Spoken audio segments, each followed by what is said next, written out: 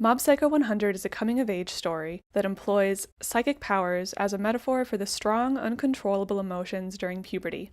It's clear from the first couple episodes of the anime and chapters of the manga that Mob Psycho is about adolescence. But what was not immediately clear to me upon a first watch and read-through is that Reigen's role is equally important in this coming-of-age story. Reigen, not being a psychic and therefore not really understanding what Mob is going through, is the perfect analogy for the relationship between a parent and their teenage child. Before I continue, I should say that this video contains major spoilers for the end of the manga.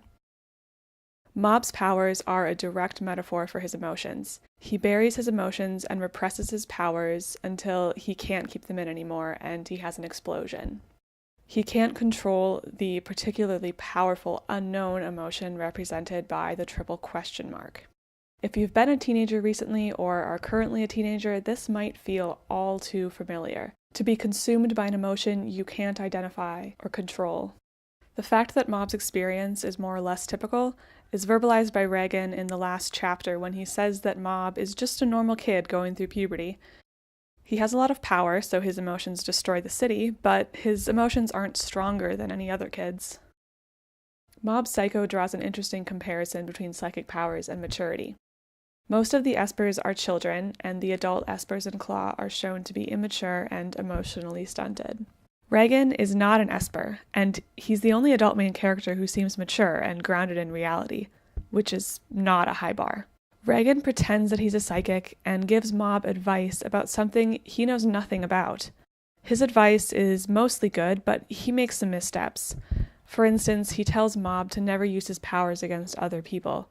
At the beginning of the story, he doesn't know that there are espers other than Mob, so he doesn't realize that his rule will put Mob in danger.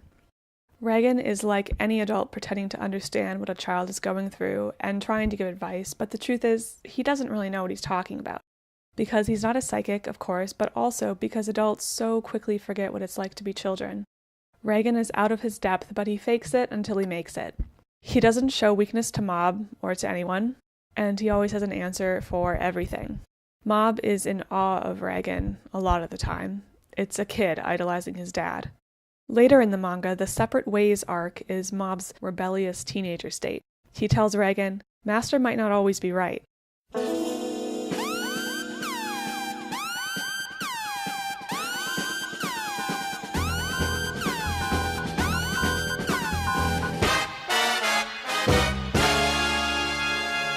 And that's about as rebellious as he gets, but that's a lot for him. Mob finds independence from Reigen and spends time with his friends.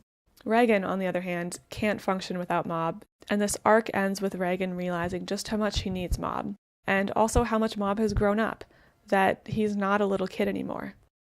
Now we're skipping way ahead to chapter 101, the last chapter of the manga, because this is where it all comes together. Reigen sees Mob in his triple question mark state for the first time, and he immediately drops all pretenses. He says, "I didn't know. Is this what you've been dealing with? Something this big? I didn't know." This line cuts me to my core because isn't that what every teenager wants to hear from a parent or adult? To be seen and validated in that way? And it goes beyond just the validation. Reigen shows his own humanity to Mob by, for once, admitting that he doesn't know what Mob is going through. He tells Mob the truth, that he doesn't have powers, and he cries in front of him. It breaks down the wall between them, the master-student, parent-child barrier. It's the moment when your parent becomes a real person to you. Mob doesn't really react to anything Reigen says. I mean, he already knew that Reigen's a fraud, right? He just walks away to see Tsubomi. When he returns, he breaks down in tears in front of Reigen, and this is an incredibly important moment because it's the first time that Mob shows strong emotions outside of his 100% explosions. The central conflict of Mob Psycho, that Mob is afraid to show his emotions and that they therefore build up to dangerous levels inside him, is resolved through this interaction with Reigen. Reigen is vulnerable, creating a safe emotional space which allows Mob to show his own emotions in return. Ritsu's scene in chapter 101 is the other half of this resolution, and it reinforces this theme. Ritsu says that he wanted to talk to Mob about what happened when they were children.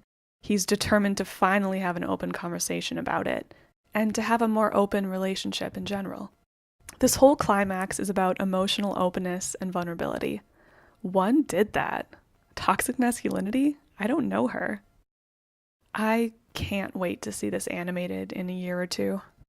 Actually, you know what? I think I can wait. I'm not ready to be emotionally destroyed.